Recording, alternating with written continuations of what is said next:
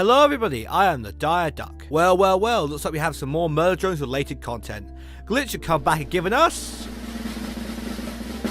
another merch drop. What, did you think it was going to be season 2? At the very least, this merch drop was given to us in rhyme by everyone's favourite mass murderer, Sin.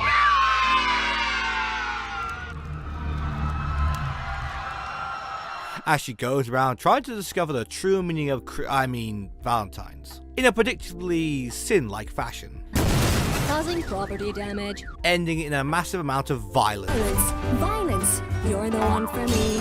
I must say, it was fun to see Sin beat down everyone else in the Glitch Inn, so I guess it was all worth it for that alone. Let's take a look at what Glitch has for us today and see whether we'll want to fork out and pay or simply very quickly run away. Dire initially planned to do the whole thing in song, but he soon realised that it would take far too long. So I'm just gonna stop trying to rhyme now. Right, let's get down to business then and look through all the merch from this current gen. Okay, I will stop now, I hope. Let's start off with the Corbat Ping hoodie, which is a very detailed design, I must say, showing the end perspective just before Sin gives him the old Eager Beaver special, with the hoodie also being covered in many Murder Drones related symbols, bringing it all together. I must say the design on the back is very striking, perfect for unnerving whoever is walking behind you, and probably making them very concerned. Next up we had the Murder Drones vinyl record with music from episodes 1 to 3, which immediately signals that we're going to get at least one more Murder Drones related merch drop, if not 2. While it is certainly a cool item, I must ask the same question as I did in my last merch video. Who is buying these exactly? What kid these days owns a record player? I guess this is for the older fans as a collector's item, or maybe a DJ could play the knife dance an actual prop. That would certainly be an interesting thing to witness. Moving on, we had the little Sin pin. If you ever wanted to pin the face of a skinned child to yourself, now you can.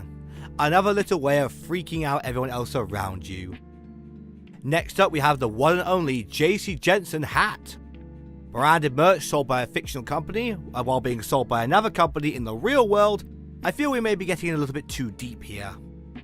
Either way, now you can please join the company by signaling your allegiance to corporate. You now have the ability to LARP as the very real Tessa. You just need a spacesuit, and a broadsword, and a revolver.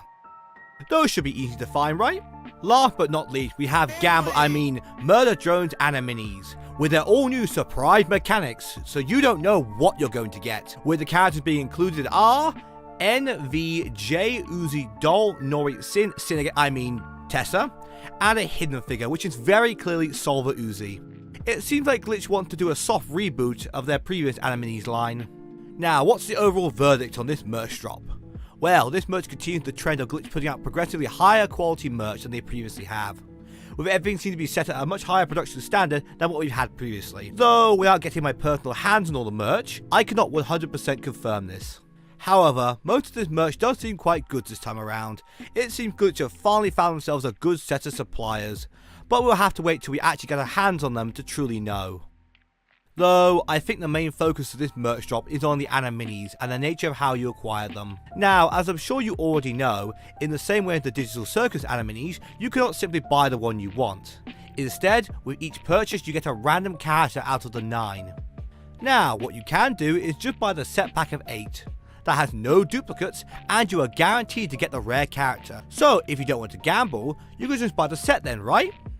Well, as I said, the set is a pack of 8, so while you will be getting 7 of the characters plus the rare one, you will still be missing 1 character. Now, I assume if you're buying the whole set, you want all the characters, so you'll still have to keep buying single packs to get the missing one. This has clearly been done deliberately by Glitch to continue encouraging people to purchase the singular packs and generate more revenue for the company. It is clear that Glitch is comfortable trading away some of the very high reputation they have with the community in order to generate more revenue for the business, as they definitely have enough good rep to afford this. While I can't say what Glitch is doing is particularly moral, considering the fact that they are essentially encouraging gambling on their younger audience, at the end of the day, Glitch is a business with bills to pay. You have got to remember, animation is not cheap. That is why pretty much all animation is done by either massive corporations like Disney or extremely small indie teams mostly run on volunteers. Glitch finds itself in the rare position of being in between both of these states, so therefore they have to make money somehow. It has been previously stated that each episode of Murder Drone back in the early days costed over $150,000.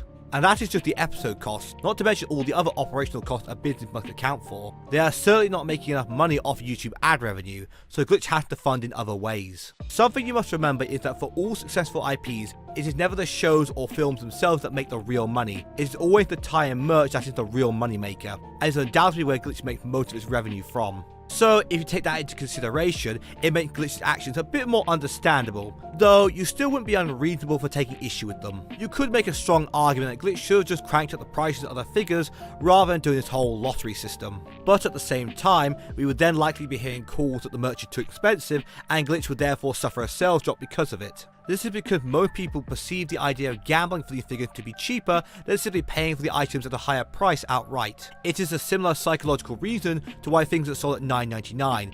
It makes it look cheaper than it actually is. This is classic behavioral economics 101. At the end of the day, all the money made from this merch will inevitably go back into Glitch as a business and be used to fund more indie animated projects in the future. So maybe it all balances out in the end, though that is ultimately for you to decide. But what do you think about this whole merch drop?